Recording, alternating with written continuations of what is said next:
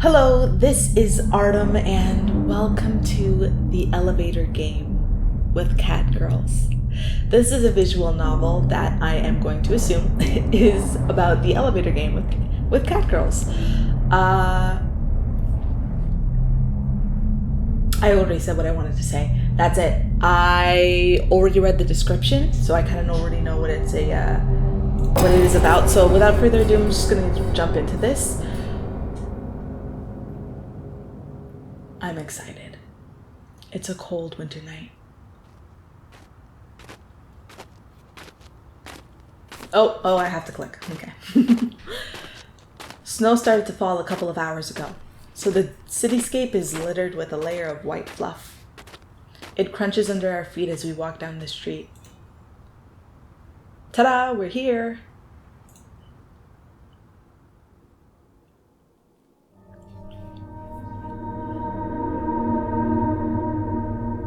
Awesome. It's got this cool, ominous, dark sort of sound effect. Hear that? It's cool. It's kind of creepy, but it is cool. I look up to inspect the tall building before us. It's past midnight, so it's to be expected that most people living here should be asleep by now. Naturally, that also explains why barely any of the windows show illumination coming from the inside. Considering what we're here for, it only adds to the creepiness of the situation. I've never been a fan of dark places. That didn't change even when I got my feline features. You'd think that being able to see so much more clearly in the dark would make the darkness less scary, wouldn't you? Maybe, I don't know. Haven't thought of it before now. Trouble is, I hear so many more little sounds that I couldn't make out before too. And since I'm not sure what all of them are, the darkness is every bit as creepy as it was before. Maybe even more so.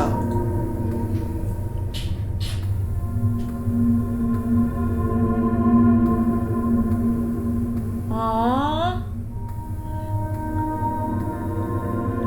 So we are finally a response. I thought you were starting to give me the silent treatment again. It's a fault of mine, and one I'm not too proud of. I tend to get lost in my own head sometimes.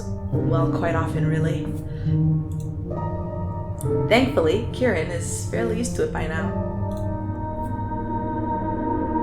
I swear, Kieran, of all the buildings in the city, you just had to choose one which seems super creepy. This has to be the sole residential building in the whole office district.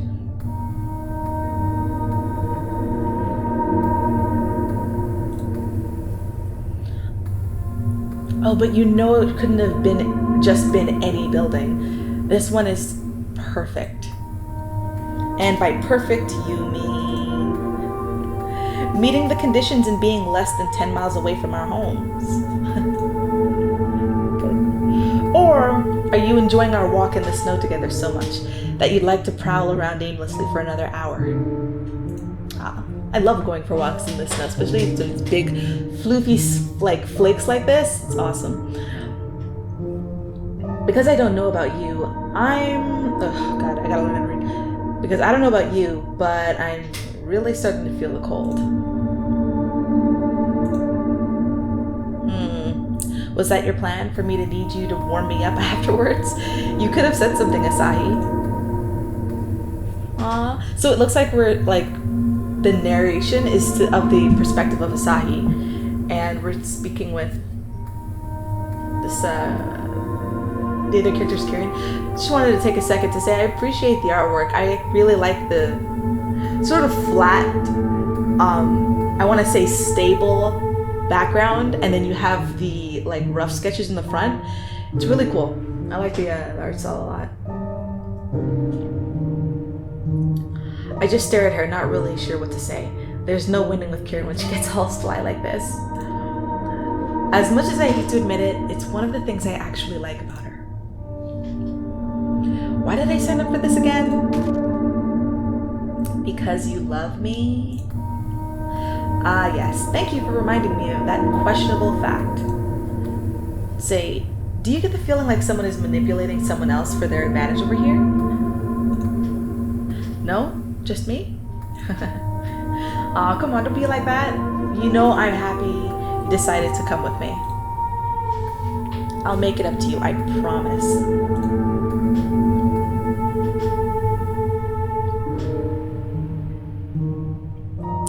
I stared at her for a moment longer before I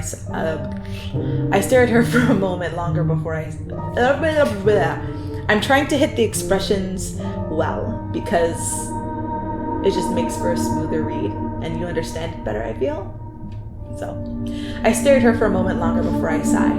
I really can't argue with her, not when she's looking at me like that. I had a silent crush on this girl for the longest time and never expected to one day find out that the attraction was mutual. The fact that we managed to actually get together still feels so unreal sometimes. If it weren't for the fact that the change affected her too, it would have never come to this. As much as I disliked it in the beginning, it made me feel like an outcast among my former peers. After all, our shared experience allowed me to be there for her when she needed it most.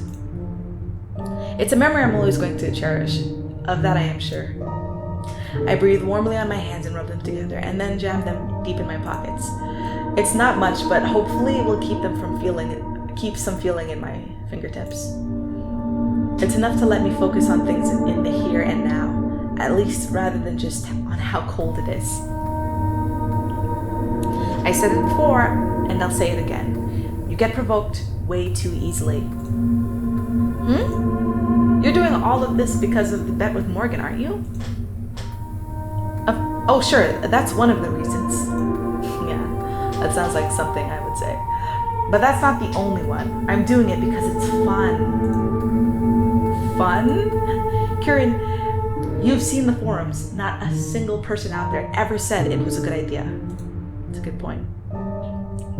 Ah yes, all those fairy tale stories. Quite tragic, really.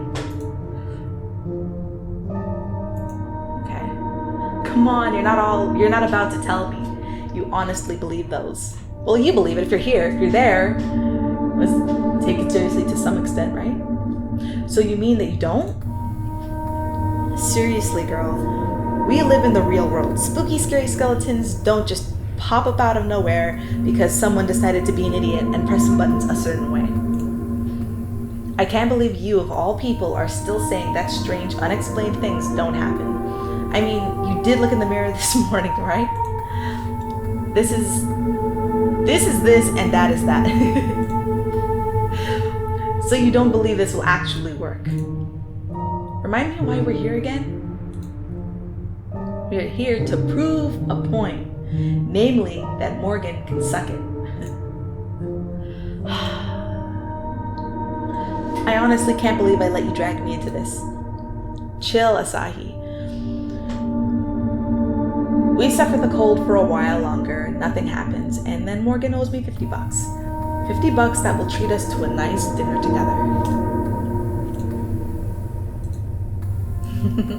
I suppose. A dinner with you is a pretty good incentive. See?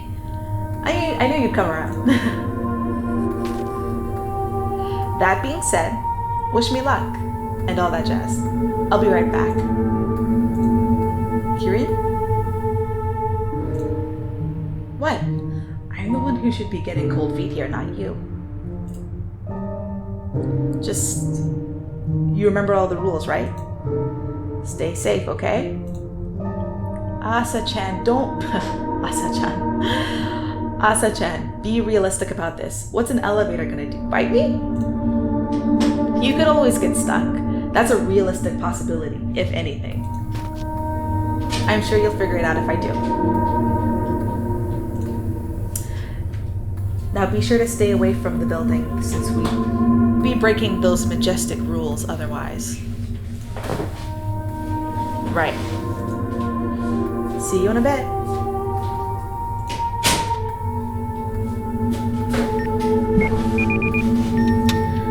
I stare as Kieran approaches the building's entrance, presses one of the intercom buttons, and moments later pushes the door open. How does she convince people to trust her so quickly, to let her into the building like that?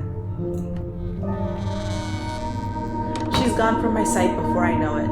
A faint click as the door closes behind her. There's a feeling of unease pulling in my stomach, all of this being a bad idea. Probably the worst we've had yet. Just screams in my head. I'm so going to give Morgan a piece of my own mind once all of this is over. It's not like I can really do much about it now. However, if I were to go after my girlfriend, saying I've suddenly changed my mind, it would undoubtedly make her angry. We snuck out of our houses through the window without our parents knowing, just to go through with all of this. If I had a problem with this whole crazy idea, I should have said something way earlier. Yeah, it's too late now. Always running after her. Huh? I wrap my fingers around my phone and pull it from my pocket. As I do so, I see the screen shows 12:13 a.m. It took us around an hour to walk here. And while I dreaded us even being here in the first place, I'm also not looking forward to walking all the way back, especially when it's bound to get colder as the night goes on. Perhaps we could use those $50 to get us a ride home instead of a meal. No. Yeah, if things only worked that way. Yeah, it's a dumb idea. The trees look so weird. With another sigh, I turn away and start to walk towards a small park located in the middle of this district. I don't know why part of it is a playground. There can't be many kids here in the day, can there? But it is, and there's a slide as well as a pair of swings. Almost likely freeze if I sit on one, though that would let me lift my feet off the ground for a bit. The cold, snowy ground. True. Doesn't really sound like much of a park. Oh yeah, there's benches there. Okay. I guess benches push it over the edge. It's a small park. I decide to sit down on the nearest one. Oh, no. The ambiance has changed. It's funny how we're playing the one who doesn't do the elevator game. That's interesting. It makes me wonder what's in store for us as someone who's on the outside. And just like that, the uneasy feeling of having entered a liminal space hits me, making the hairs at the back of my neck stand up.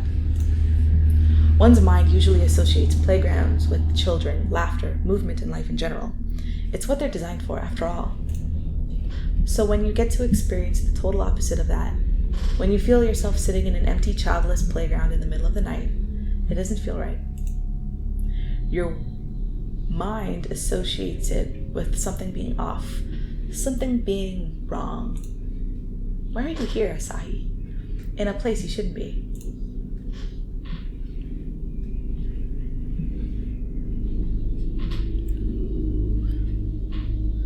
Cool. There's a vending machine. Absent-mindedly, my gaze wanders. Something at the other side of the street catches my attention. It's a vending machine. I happen to have a bit of change with me, and the idea of something hot to drink is suddenly a very alluring temptation. It would undoubtedly make the waiting out in this cold less unpleasant. Please say it's a machine that has hot drinks as well as cold ones. It's only been a minute? With my mind made up, I get back to my feet, checking the time more out of habit than actual curiosity again. 12:14 a.m. Only a minute's passed since Kieran disappeared into the building, and I'm both surprised and not really. The feeling of time passing slower than usual is normal when you obsessively wait for something. Even more so when said waiting is physically uncomfortable.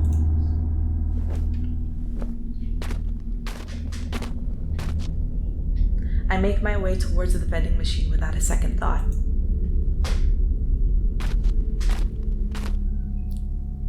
To my relief, its glowing buttons do indeed hold the promise of a hot drink. Good news, good news. I decide to get Coco's the best. Yeah. To my relief, its glowing buttons do indeed hold the promise of, oh, why am I rereading? Rereading! I'm usually more of a coffee person, but I'm in the mood for something sweet. My mind will most likely appreciate the sugar rush right now, too. It definitely doesn't have anything to do with the fact that this is Kieran's favorite drink. Shoot, how did I know? Yummy. Chocolate. Yeah, it's about time I acknowledge the fact that I've started to consume more sweet stuff because of her. Even though she says I'm sweet enough as I am. It's only when there's a clunk of coins in the change slot that I realize the cocoa is a bit cheaper than the coffee, meaning that I'll be able to get a can for Kieran when she comes out, too. That's a nice surprise. As I work on opening the bottle, I realize how warm and heavenly it feels in my hands. I wrap my hands around it, enjoying a few moments of bliss as the heat warms my fingers. I take a small sip, instantly happy with the taste. Being able to drink anything warm feels like a godsend right now. Satisfied, at least momentarily, I make my way back to the playground, intending to sit back at the spot I took up before.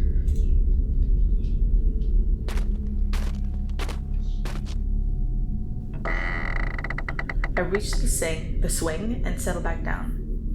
As I glance up again at the building Kieran slipped into 2 minutes ago. Oh.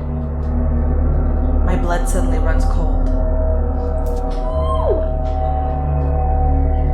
The sound effects are seriously so. Oh, look, there's a seesaw. Okay, so it's shaping up to be more of a park. It was just swings and a slide. I was gonna say, you know what? Not really a park, but the benches, the vending machines, this teeter-totter. That's good. Anyways. My blood suddenly runs cold. A sense of sudden panic swarms my mind as I try to make sense of what I'm seeing. A building that's dead to the world, all pitch black, with none of its lights shining through the windows anymore. Could all the residents have gone to sleep in the meantime? That's close to impossible, and I know it. A power outage, maybe? I quickly turn around and look at the other buildings around me. All of those seem the same as when we arrived, with a bright window still present here and there. So surely that can't be it. If the power was cut off, it would have affected the whole street, wouldn't it? Or even several streets. I am almost spilling my drink. I hastily reach for the phone in my pocket. Huh? No! I blink, then close my eyes shut for a moment, certain that something's wrong with my eyesight. The time couldn't have just gone backwards. Yeah, that happens to me too.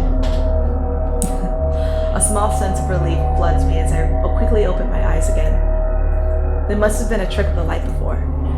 Or perhaps there was a glitch with my phone's display. Perhaps there's something wrong with me.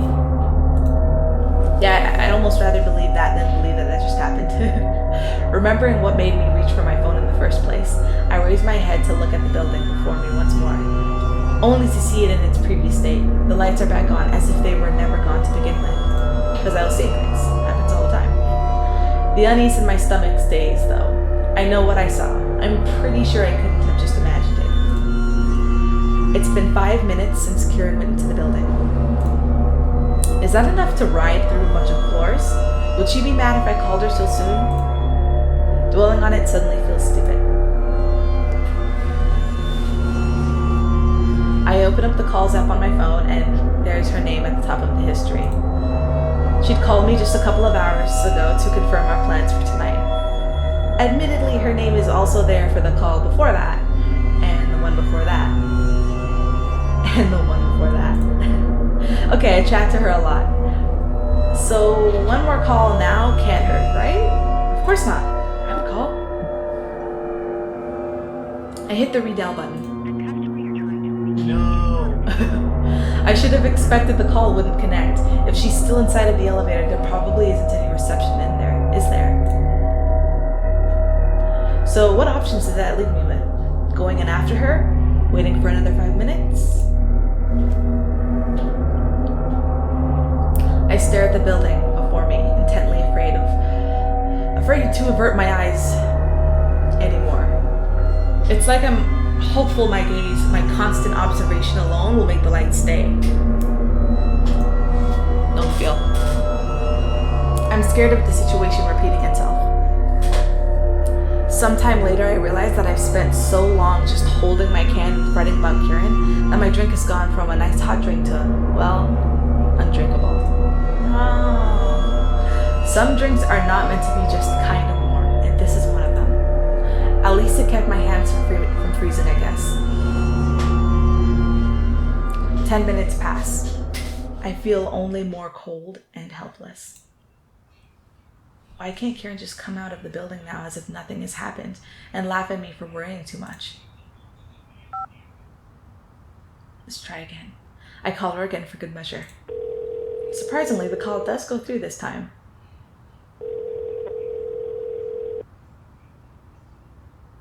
Oh, I'm supposed to keep it. Okay.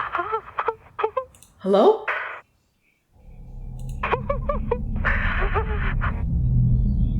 Is that giggling?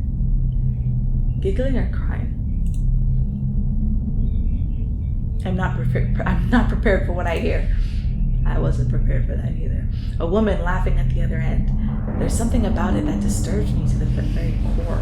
It almost sounded like crying. It's definitely not Kieran's voice. Oh, well, we haven't heard her until that, so I wouldn't know. Or is it? All of a sudden, realization hits me. Morgan, the bet, everything. Now this. None of it could possibly be real. All of this has to be a prank arranged by my classmates. And whether Kieran's in on it, she wouldn't do this to me, would she? The image of her wickedly smiling, amused face persistently pops up in my mind again. Confusion turns to anger. Before I know it, I'm on my feet, already marching to the building, determination boiling inside of me.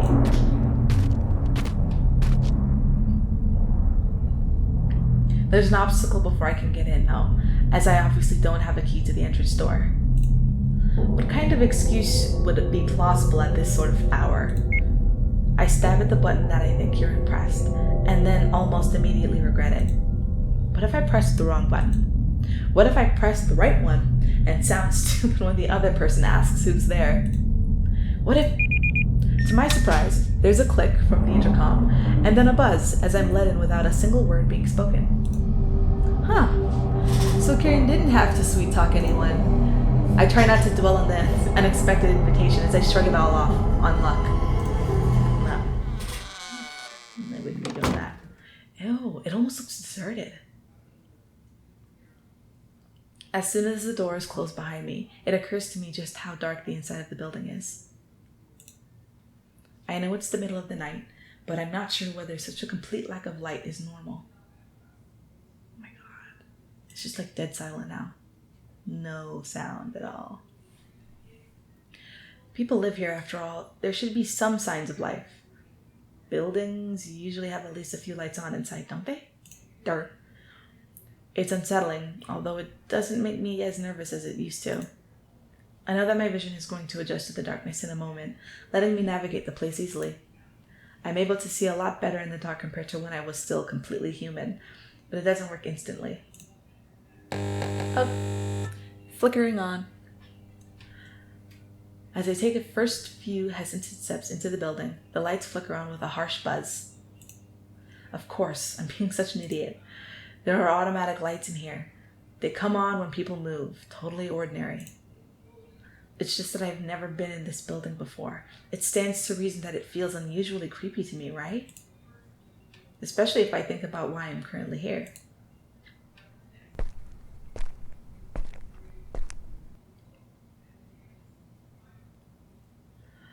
All that considered, it feels longer for me to reach the end of the long hallway, than it probably should. It was more like a pan to the left than it was a walk.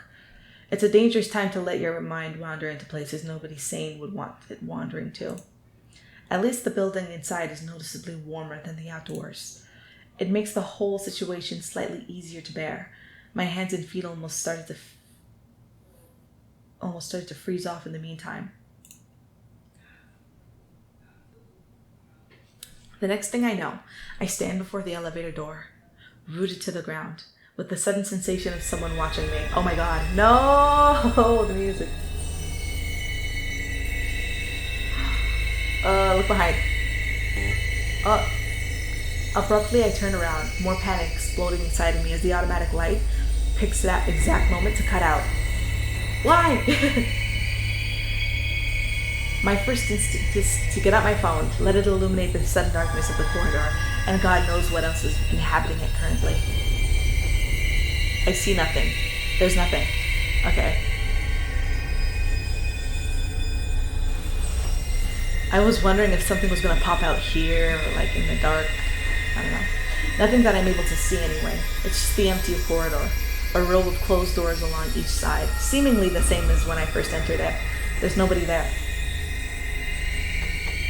I don't feel any less on edge when I turn back in the other direction, bearing my back to all of that space again, pressing the elevator button as quickly as I can find it. A distant sound of machinery starting up pierces the unnerving silence, followed by a hum which indicates that the elevator is in motion. It's clearly on a different floor, so I wait for it to descend.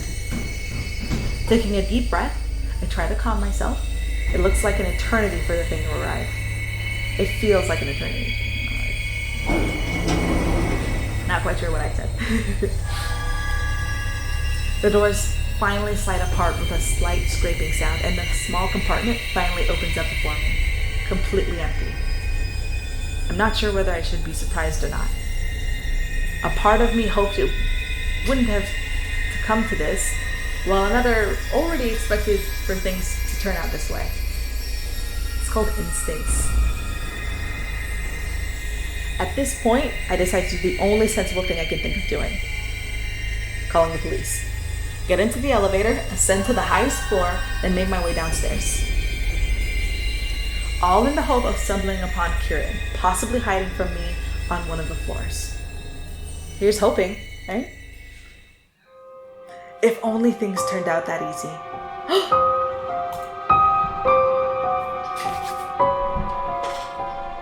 What's going on? Okay, that's the end of the elevator game with Catgirls. This project was made for the Winter VM Jam 2020, and it's only the demo. Be sure to follow us for the full release sometime in early 2021. I can't wait. I'm actually going to do just that. Follow these developers to see where the rest of the story goes. A couple of quick notes that come to mind.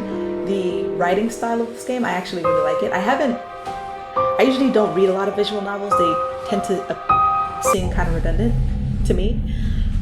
But I've been getting into them more recently, especially the ones on mobile. So I decided to check out like Itch and Steam and whatever to see what's out there.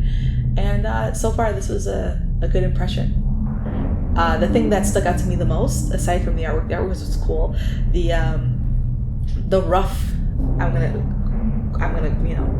quotation fingers, the rough sketch style of the girls in front gives it kind of like, I don't know, it's an innovative way of introducing like movement, so to speak, to the visual novel. So I like that. I haven't seen that anywhere else, but then again, this is one of few of the visual novels I've ever played. And also, one thing that I also would like to note is the imagery. I felt like the writing is done really well. There are some moments there that I'll probably post a description so that way I make sense. But there's really good imagery in some of the writing.